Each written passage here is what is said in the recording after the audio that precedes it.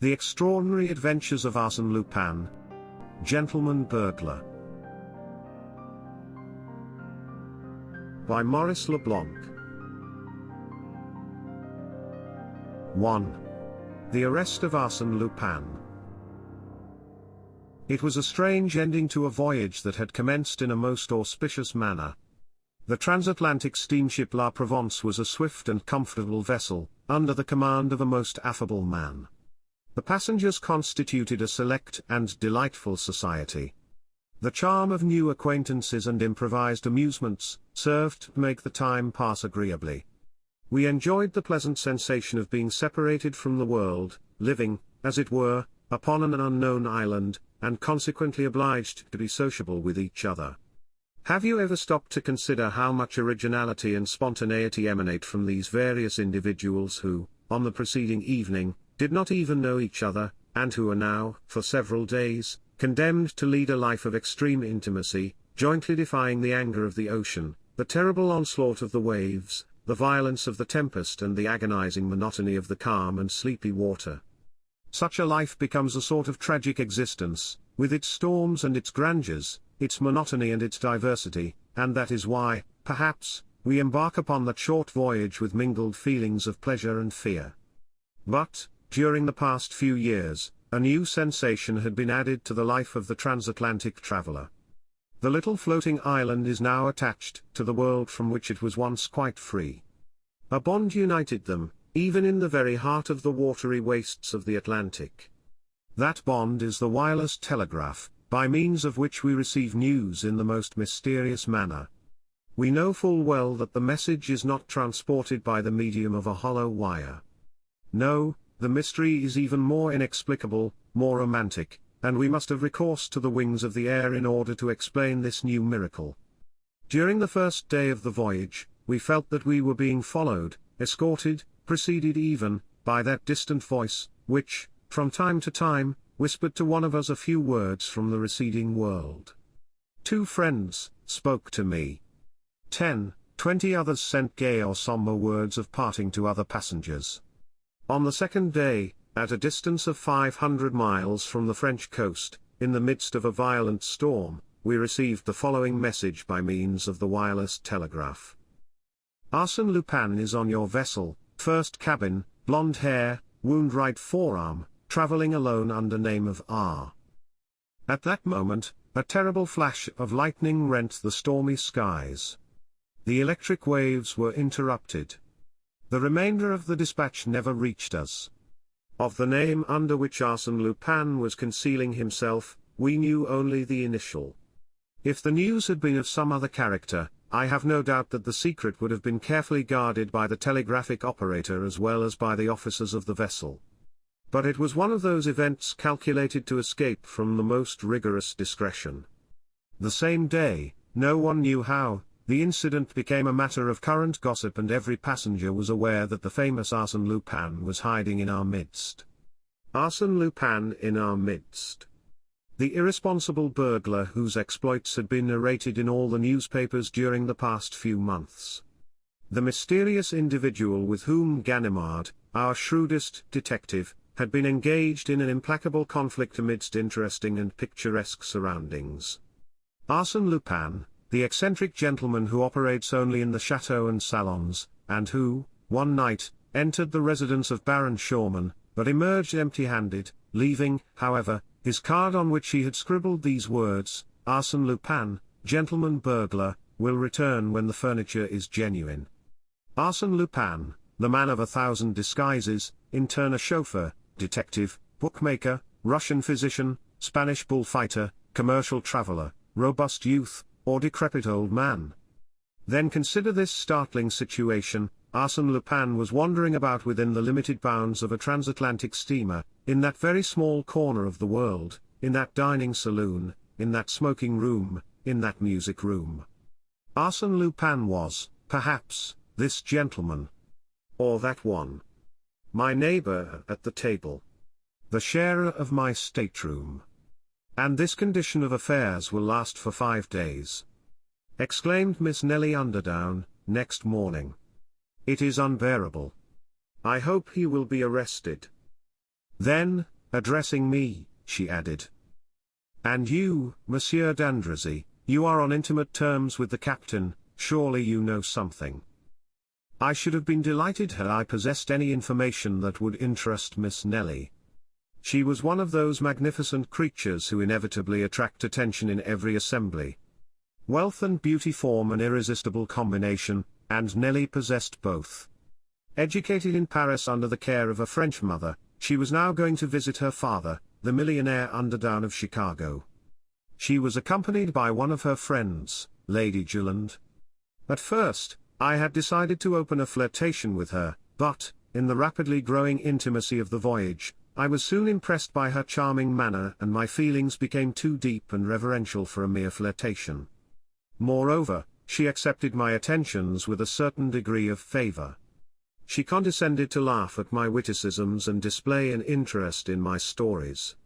Yet I felt that I had a rival in the person of a young man with quiet and refined tastes, and it struck me, at times, that she preferred his taciturn humor to my Parisian frivolity. He formed one in the circle of admirers that surrounded Miss Nelly at the time she addressed to me the foregoing question. We were all comfortably seated in our deck chairs. The storm of the preceding evening had cleared the sky. The weather was now delightful.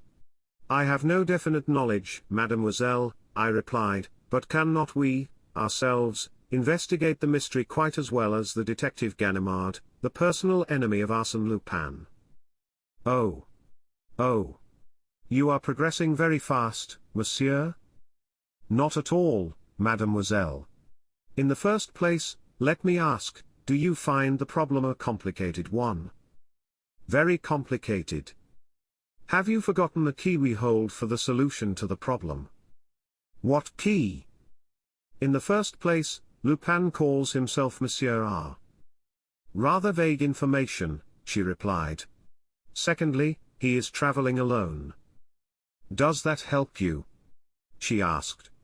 "Thirdly, he is blonde." "Well? Then we have only to peruse the passenger list, and proceed by process of elimination." I had that list in my pocket.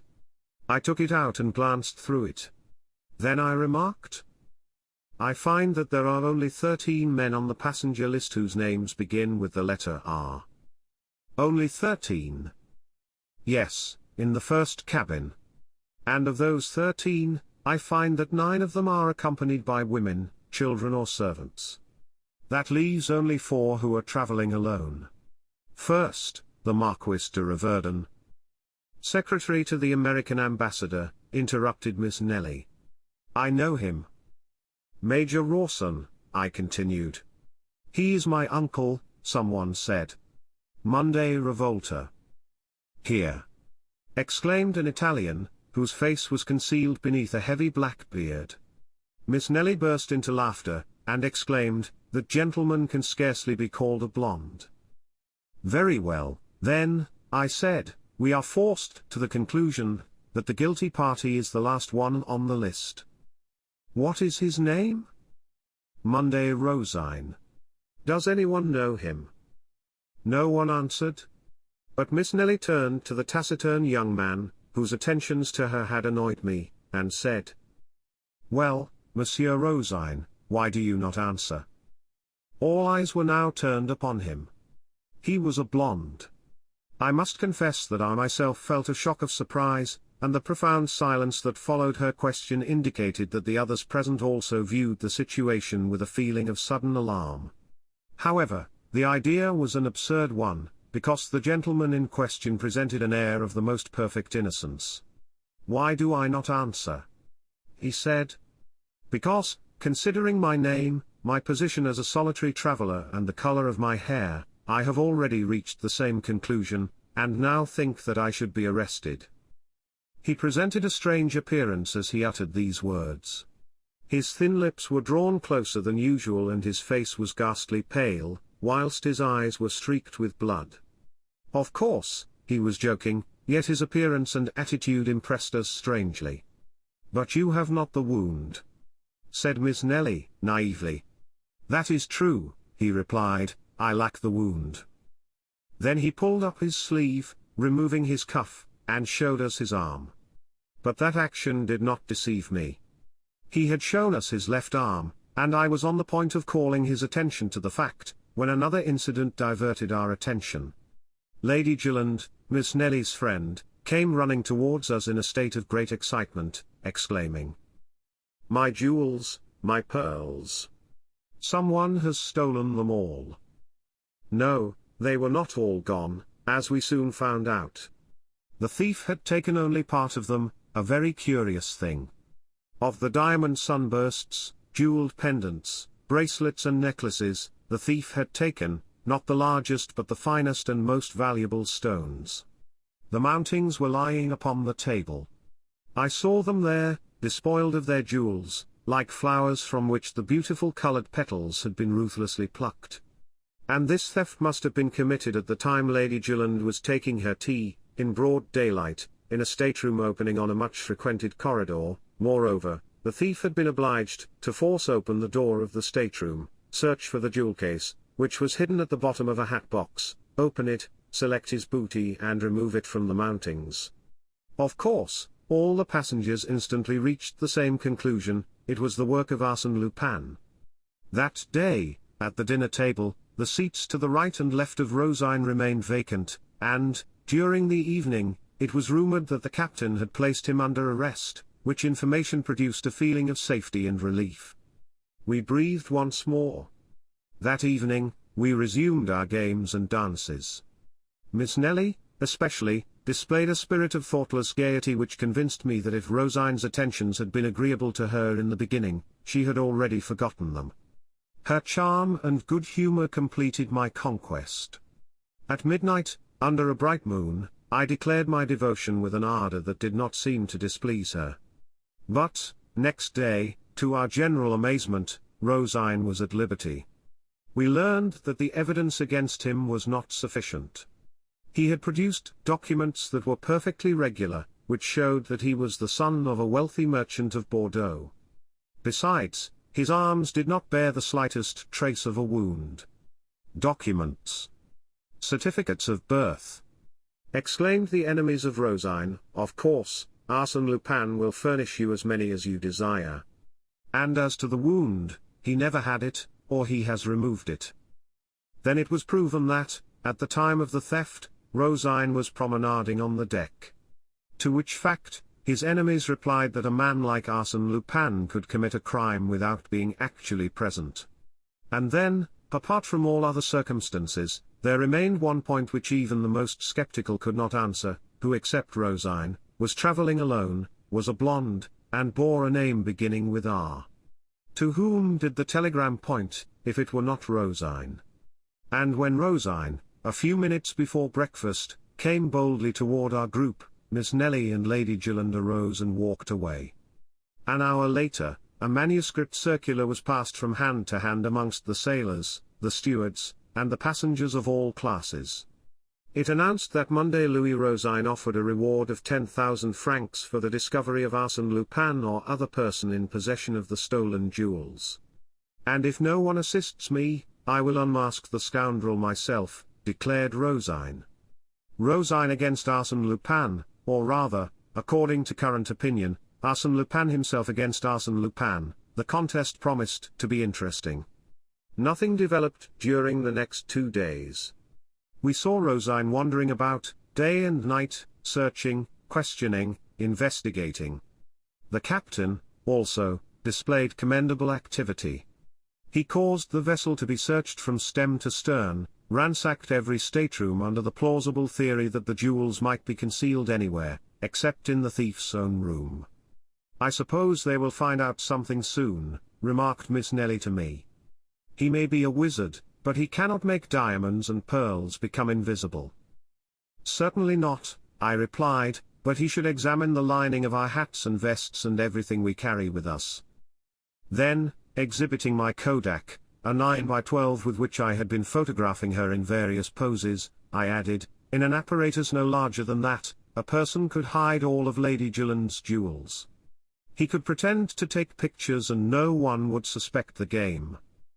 But I have heard it said that every thief leaves some clue behind him." "That may be generally true, I replied, but there is one exception, Arsène Lupin. Why? Because he concentrates his thoughts not only on the theft, but on all the circumstances connected with it that could serve as a clue to his identity. A few days ago, you were more confident. Yes, but since then I have seen him at work. And what do you think about it now? She asked. Well, in my opinion, we are wasting our time. And, as a matter of fact, the investigation had produced no result. But, in the meantime, the captain's watch had been stolen. He was furious. He quickened his efforts and watched Rosine more closely than before. But, on the following day, the watch was found in the second officer's collar box. This incident caused considerable astonishment, and displayed the humorous side of Arsène Lupin, burglar though he was, but dilettante as well. He combined business with pleasure. He reminded us of the author who almost died in a fit of laughter provoked by his own play. Certainly, he was an artist in his particular line of work, and whenever I saw Rosine, gloomy and reserved, and thought of the double role that he was playing, I accorded him a certain measure of admiration. On the following evening, the officer on deck duty heard groans emanating from the darkest corner of the ship. He approached and found a man lying there, his head enveloped in a thick grey scarf and his hands tied together with a heavy cord. It was Rosine. He had been assaulted, thrown down and robbed. A card, pinned to his coat, bore these words: Arsène Lupin accepts with pleasure the 10,000 francs offered by Monday Rosine. As a matter of fact, the stolen pocketbook contained 20,000 francs. Of course, some accused the unfortunate man of having simulated this attack on himself. But, apart from the fact that he could not have bound himself in that manner, it was established that the writing on the card was entirely different from that of Rosine, but, on the contrary, resembled the handwriting of Arsène Lupin, as it was reproduced in an old newspaper found on board. Thus it appeared that Rosine was not Arsène Lupin, but was Rosine, the son of a Bordeaux merchant. And the presence of Arsène Lupin was once more affirmed, and that in a most alarming manner. Such was the state of terror amongst the passengers that none would remain alone in a stateroom or wander singly in unfrequented parts of the vessel. We clung together as a matter of safety. And yet the most intimate acquaintances were estranged by a mutual feeling of distrust. Arsène Lupin was, now, anybody, and everybody. Our excited imaginations attributed to him miraculous and unlimited power. We supposed him capable of assuming the most unexpected disguises, of being, by turns, the highly respectable Major Rawson or the noble Marquis de Riverdun, or even, for we no longer stopped with the accusing letter of R, or even such or such a person well known to all of us, and having wife, children and servants. The first wireless dispatches from America brought no news, at least, the captain did not communicate any to us. The silence was not reassuring. Our last day on the steamer seemed interminable. We lived in constant fear of some disaster. This time, it would not be a simple theft or a comparatively harmless assault, it would be a crime, a murder. No one imagined that Arsène Lupin would confine himself to those two trifling offences. Absolute master of the ship, the authorities powerless, he could do whatever he pleased, our property and lives were at his mercy. Yet those were delightful hours for me, since they secured to me the confidence of Miss Nelly. Deeply moved by those startling events and being of a highly nervous nature, she spontaneously sought at my side a protection and security that I was pleased to give her. Inwardly, I blessed Arsène Lupin. Had he not been the means of bringing me and Miss Nelly closer to each other? Thanks to him, I could now indulge in delicious dreams of love and happiness, dreams that, I felt, were not unwelcome to Miss Nelly. Her smiling eyes authorized me to make them, the softness of her voice bade me hope. As we approached the American shore, the active search for the thief was apparently abandoned, and we were anxiously awaiting the supreme moment in which the mysterious enigma would be explained. Who was Arsène Lupin? Under what name, under what disguise was the famous Arsène Lupin concealing himself? And, at last, that supreme moment arrived. If I live 100 years, I shall not forget the slightest details of it. "How pale you are, Miss Nelly," I said to my companion, as she leaned upon my arm, almost fainting. "And you?" she replied, "Ah? You are so changed? Just think. This is a most exciting moment, and I am delighted to spend it with you, Miss Nelly. I hope that your memory will sometimes revert."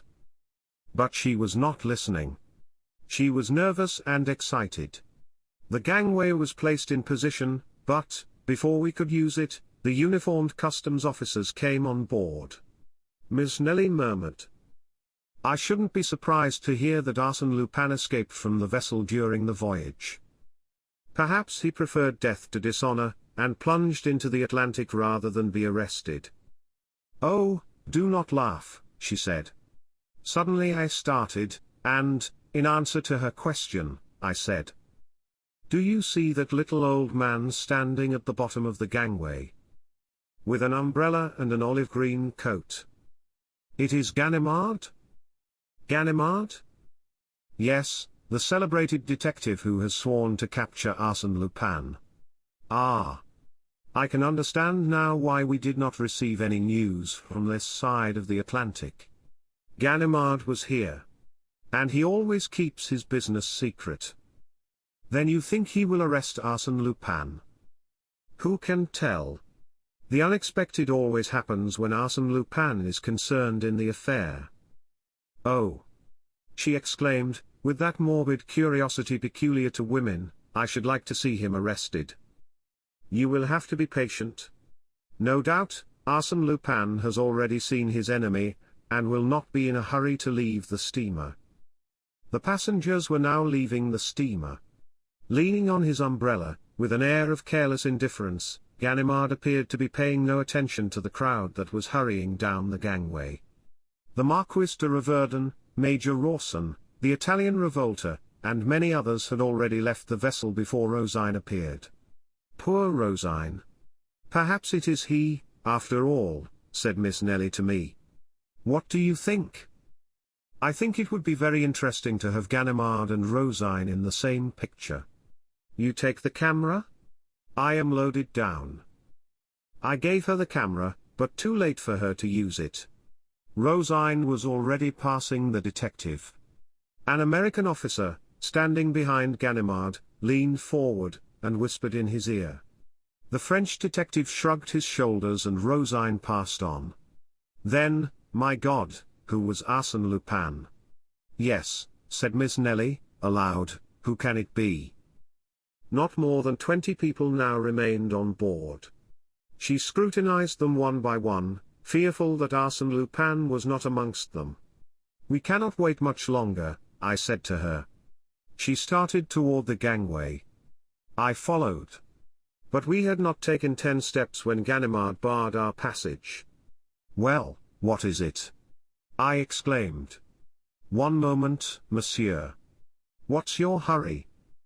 "I am escorting mademoiselle."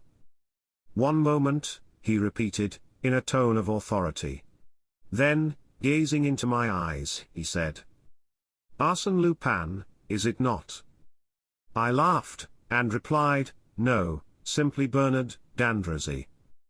"Bernard d'Andrézy died in Macedonia 3 years ago. If Bernard d'Andrézy were dead, I should not be here. But you are mistaken. Here are my papers. They are his, and I can tell you exactly how they came into your possession." "You are a fool!" I exclaimed. "Arsène Lupin sailed under the name of R." "Yes, another of your tricks, a false scent, that deceived them at Havre.